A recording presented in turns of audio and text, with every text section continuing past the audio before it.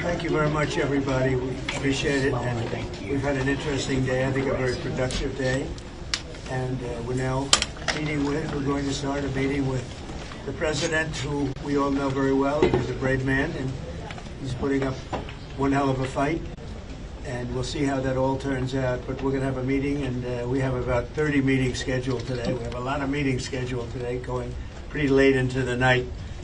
But this is an important one, and we have great respect for the fight that Ukraine is putting up. It's pretty amazing, actually.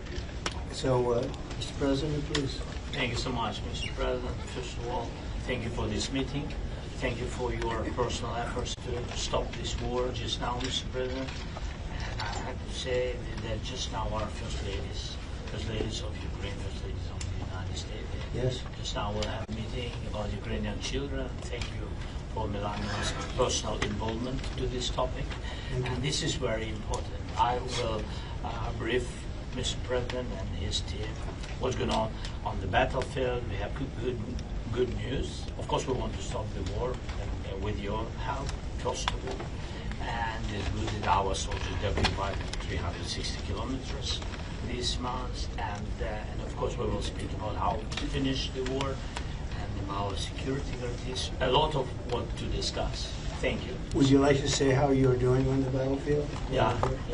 Please. Yeah. So thanks to our soldiers and to possibility to curl the program and NATO countries. By the way, thanks to your support, they can buy weapons from the United States. So our soldiers this month they occupied 360 kilometers, and they encircled 1,000 soldiers. And of course, we want to exchange, because we need our soldiers in any case. But thanks to our soldiers, we have this possibility, this opportunity. And we will continue until Russia will stop this war, and I hope that they will stop in any case. We know that the economy of Russia is not doing well. So with this, during this war, we need more pressure, more sanctions. And I hope with United States, first of all, and Europe, but we support, Mr. President, your idea, and I want to discuss it, how to stop some countries from Europe, to stop the possibility to buy Russian oil and gas. Right. Yes. I had a conversation, by the way, with President of Slovakia, Prime Minister. We had a good conversation. I think that they need some alternative ways. They will support this idea. I'm not sure that Hungarians are ready, but everything is in the future. Thank you very much. Thank you. Any questions? Mr. President, do you think that NATO countries should shoot down Russian aircraft if they enter their airspace? Yes, I do. Mr. President, any update on your talks with President Putin, and do you still trust them? I'll let you know in about a month from now. Okay? President Trump, your message are you to the... to provide Ukraine with the security guarantees the same way as European allies Well, do? that's later down the road. We'll be talking about that.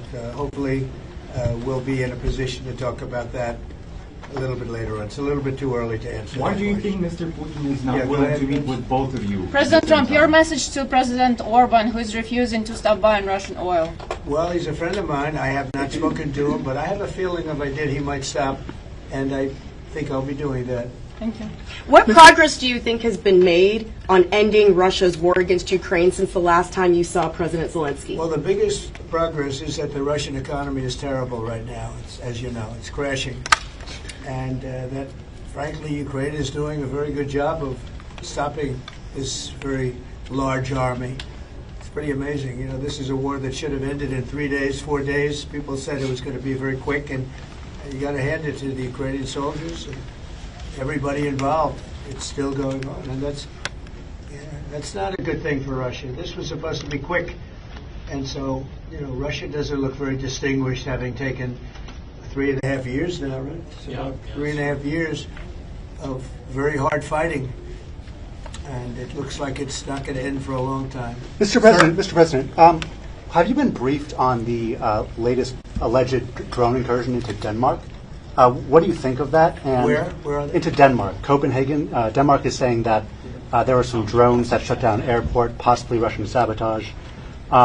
What's your response to that? Will the U.S. have a material Well, I response have to that? no response until I find out exactly what happened. I know about it, but they don't know what happened. But we're going to find out very soon. Sir.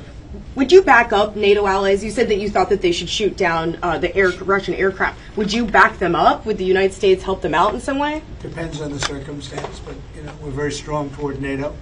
NATO has stepped up. When they went from 2% to 5%, that was great unity. Trillions of dollars is being pumped in, and they're paying us for the weapons that we send. But that was a big day. That nobody thought a thing like that could happen.